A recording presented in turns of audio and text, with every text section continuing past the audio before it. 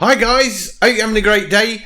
Do you remember the painting I did of the A-stacks? Well, it's turning out to be a great road where that was, because I was driving along there the other day, saw this, that we just had this rainstorm, the clouds were sort of really blowing around and it was windy, the sun was sort of breaking through the clouds, casting this awesome light. Stopped the car, jumped out, got a camera, grabbed a picture of this.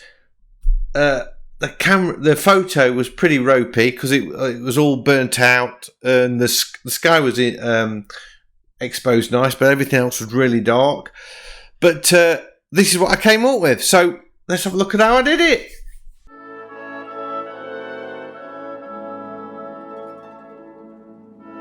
This one's painted in Artrage 6. I had a canvas size of A3 at 300 dots per inch.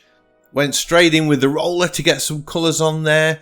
And you notice I'm using the reference image. I put that on the app just so that you could see the painting out, the photograph I was working from. But I actually had the image on a larger screen, so you don't see me adjusting that at all.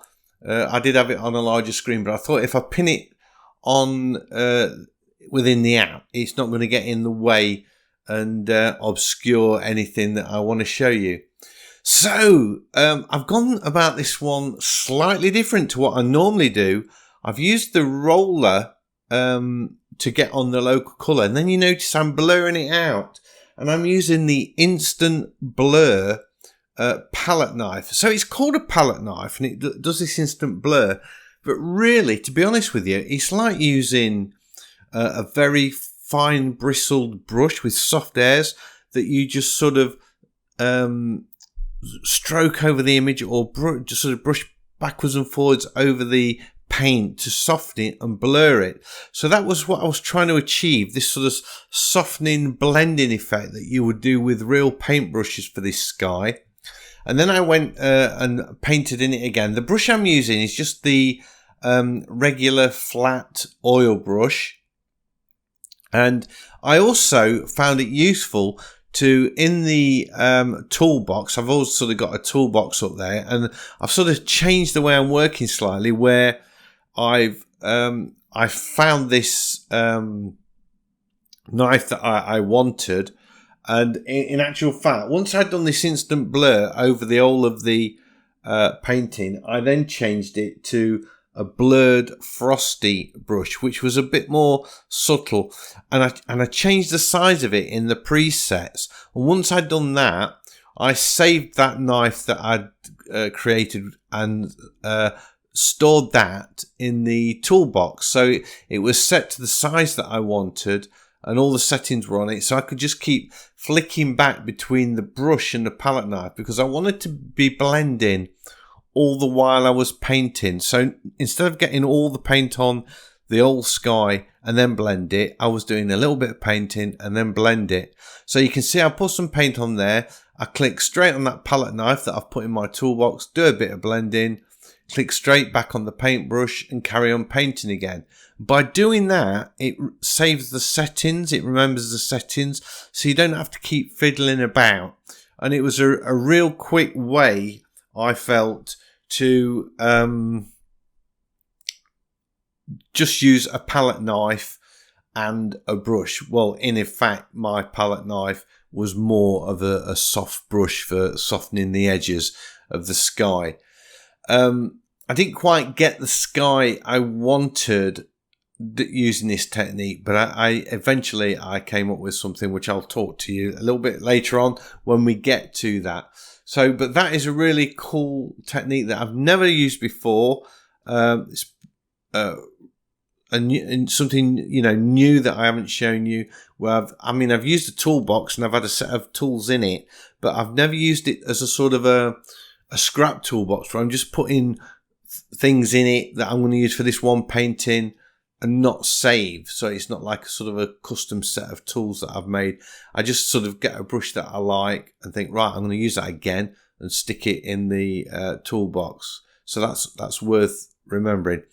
Notice the sky as well, the clouds, the further back they get, the lighter they get, and the smaller they get, and they make these almost horizontal lines. So the sky's kind of looking okay, but it's still not brilliant. It's still looking a little bit ragged, and I don't know, it just hasn't got that sky feeling to me. So I start adding a few highlights. I'm still using the same paintbrush. I've just made it much smaller and adding some white highlights to the light around the edges of the clouds. And then I decide to soften off an area or make lighter an area where I'm going to put the tree, because I don't want that tree juxtaposed on top of a dark cloud, so it's all dark. I wanted to have a light area so it stands out against that sky. Then I'm in with the distant hills.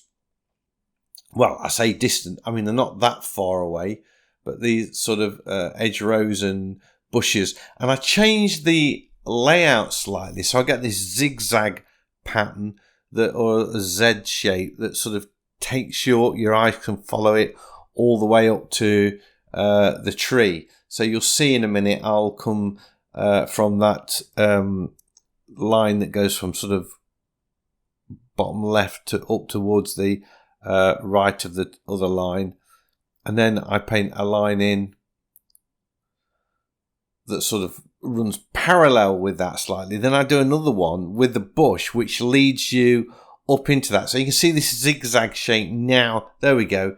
Now it's starting to take shape. So I've changed the composition of the photograph to give this more pleasing line or set of lines that lead your eye into where that tree's going to be.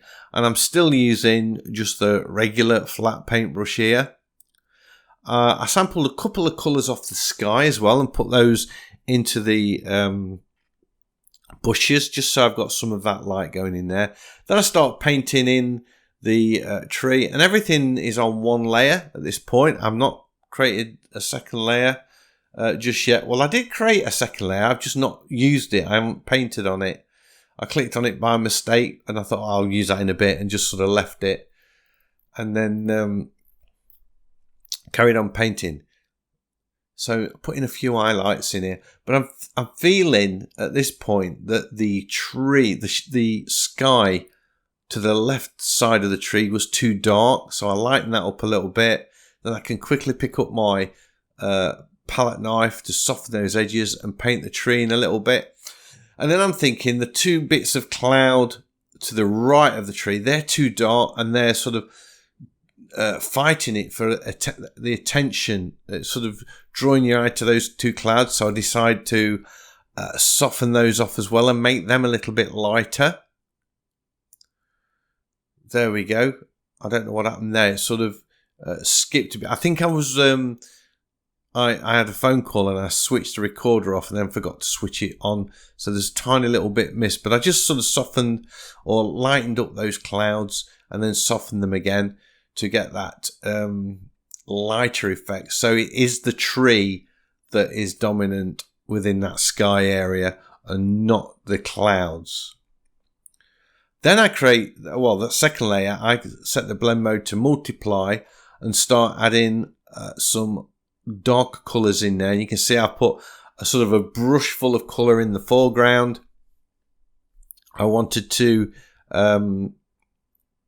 put a shadow there, and then I decided to use the hard out smudge palette knife to soften that sky a bit more and give it the idea that the clouds are really moving. I felt that it all looked a bit static. Then I'm now into the thick oil paint, so I'm using my own custom oil brush. And this is the thick oil over paint brush, and you can get that for free, by the way. If you're new to the channel, there's a link in the description telling you where you can get those brushes from. So I'm just sort of putting some texture in it now, putting a little bit of texture in the foreground, not a massive amount. And then I think I felt that I wanted some of that yellow, just touching parts of the tree, adding a little bit of sparkle up in those branches, just so it doesn't appear as though it's completely silhouetted. There we go. Just putting the finishing touches in. A few more darker strokes. Let's get it signed.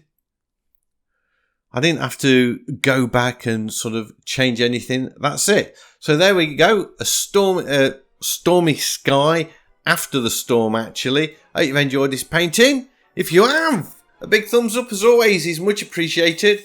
And if you're new to the channel, please consider subscribing, because I've got lots of videos like this and I would love to be sharing them with you. So hopefully I'll see you all in the next one. Bye.